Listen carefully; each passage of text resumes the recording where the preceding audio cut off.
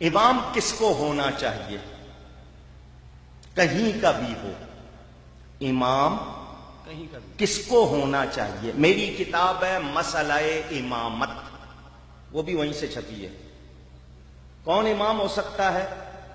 موٹی بات، مقتدی اور امام کا عقیدہ یہ شرائط میں سے ہے۔ امامت کی 6 شرطیں ہیں۔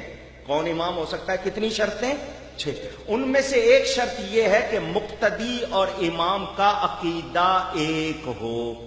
اگر دونوں کے عقیدوں میں فرق ہے، نماز قائم ہوگی۔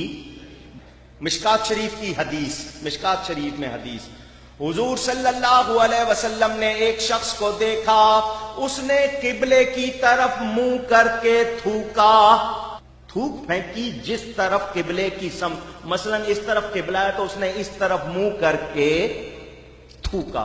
حضور صلی اللہ علیہ وسلم نے دیکھ لیا، لوگوں کو بلا کے کہا یہ کون ہے؟ انہوں نے کہا ہماری مسجد میں امام ہے، ہمارے محلے میں۔ فرمایا آئندہ اس کو امام نہ بنانا، آئندہ اس کو امام، حدیث کہاں ہے؟ مشکات شریف میں، آئندہ اس کو امام نہ بنانا۔ کیوں؟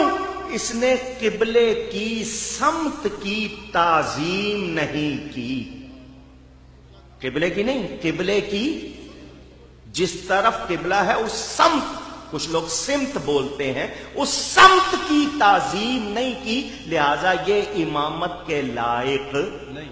یقیناً وہ صحابی ہوگا، حضور صلی اللہ علیہ وسلم کے سامنے جو ہے صحابی ہوگا، مسلمان، اس نے توبہ کی ہوگی، معافی ملی ہوگی، مگر قانون کیا بن گیا؟ جو قبلے کی سمت کی تعظیم نہیں کرتا وہ امامت کے لائق اونچی۔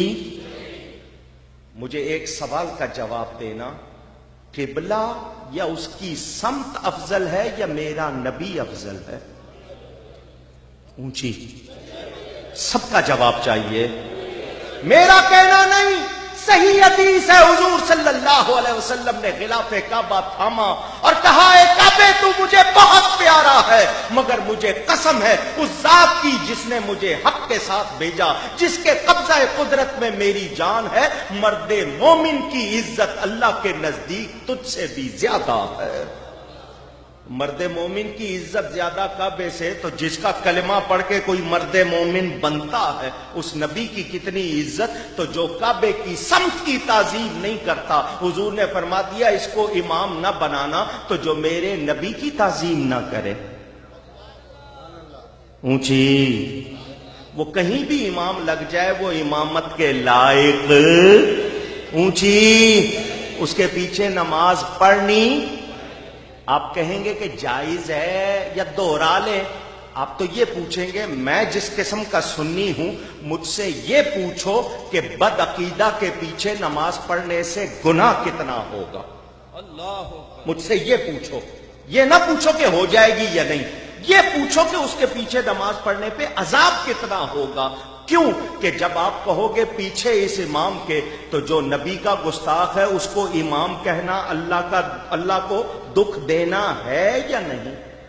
اونچی، تو جو اللہ اور اس کے رسول کو دکھ دے ہم اس کو امام بنائیں گے؟ ہمارا امام کون ہے؟ جو نبی کا غلام ہے۔